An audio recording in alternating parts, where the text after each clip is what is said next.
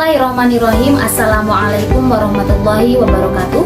Kami ucapkan terima kasih kepada dosen pengampu mata kuliah auditing Ibu Lestari SEAK MAK yang telah memberikan waktu kepada kami untuk menyelesaikan tugas besar auditing ini.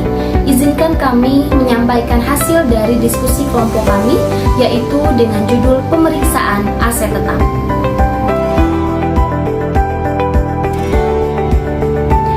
Pemeriksaan aset tetap.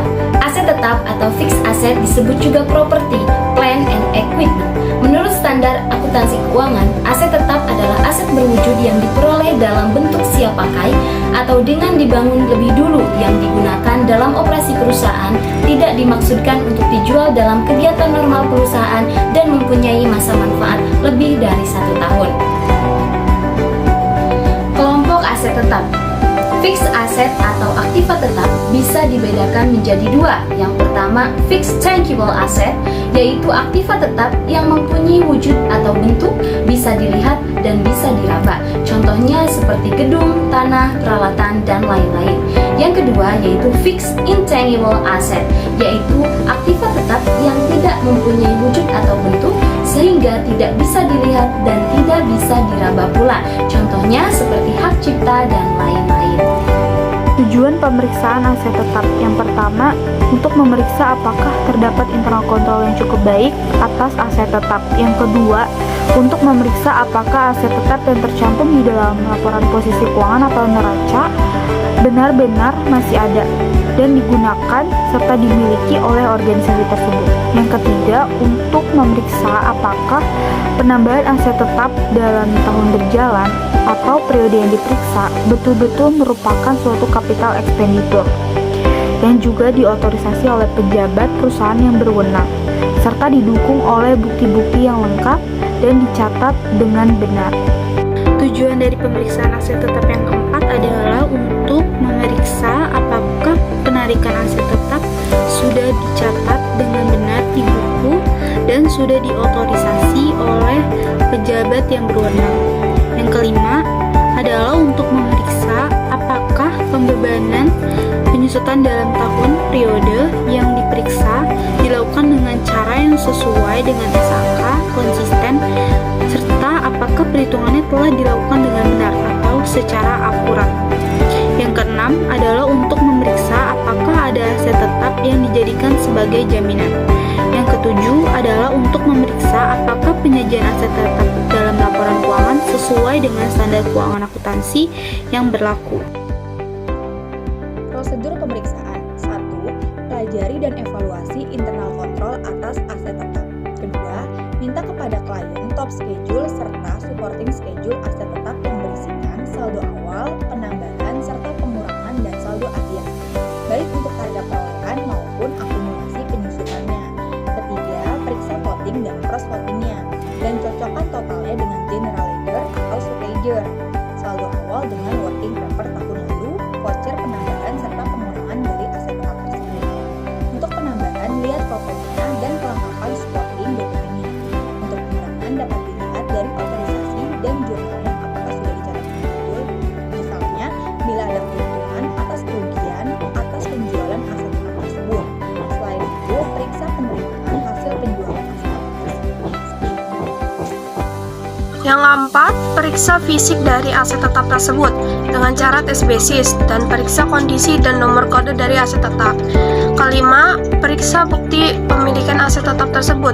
Untuk tanah, gedung, periksa sertifikat tanah dan IMB atau izin mendirikan bangunan serta SIPB, surat izin penempatan bangunan. Untuk kendaraan, periksa BPKB dan STNK-nya.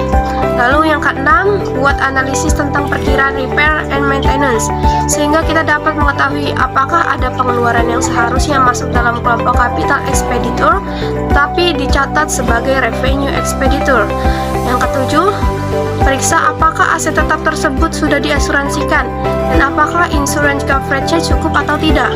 Yang kedelapan, tes perhitungan penyusutan, cross reference angka penyusutan dengan biaya penyusutan diperkirakan dengan laba rugi, dan periksa alokasi atau distribusi biaya penyusutan.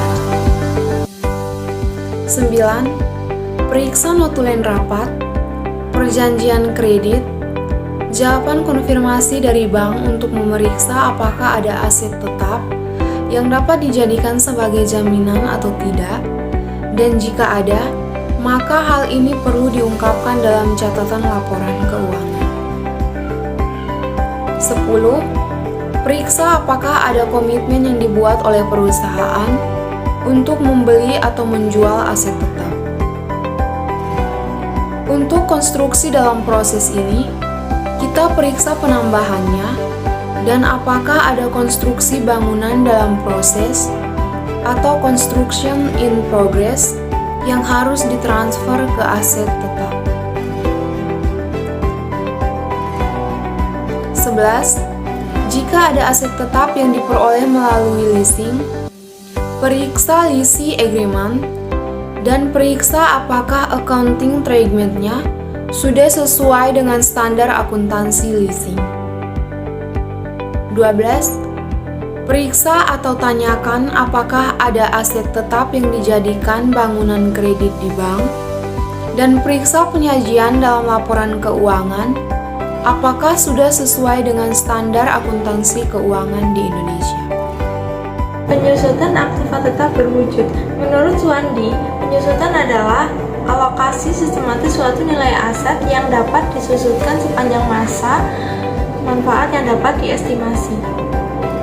Metode manapun yang dipilih, konsistensi dalam penggunaannya adalah perlu, tanpa memandang tingkat profitabilitas perusahaan dan pertimbangan perpajakan, agar dapat menyediakan daya banding hasil operasi perusahaan dari periode ke periode.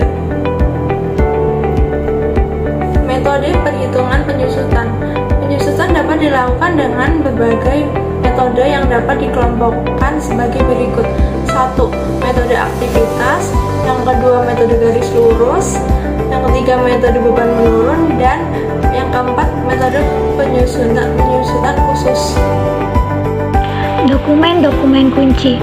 Yang pertama yaitu permintaan pembelian atau forecast requisition, yang kedua perintah pembelian forecast order, yang ketiga laporan penerimaan barang atau receiving report, yang keempat faktur penjualan atau vendor invoice, yang kelima surat perintah pembayaran voucher, yang keenam ringkasan surat perintah pembayaran atau voucher summary, yang ketujuh bukti kas keluar. Kemudian di sini ada catatan akuntansi yang dibagi menjadi 7. Yang pertama yaitu daftar voucher atau voucher register. Yang kedua cek. Yang ketiga buku tambahan hutang dagang atau account payable subsidiary ledger. Yang keempat arsip perintah pembelian yang belum terrealisasi atau open forecast file. Yang kelima laporan rekanan penjualan vendor statement. Yang keenam, arsip voucher pembelian yang disetujui atau forecast transaction file. Yang ketujuh, memo debit dan lain-lain.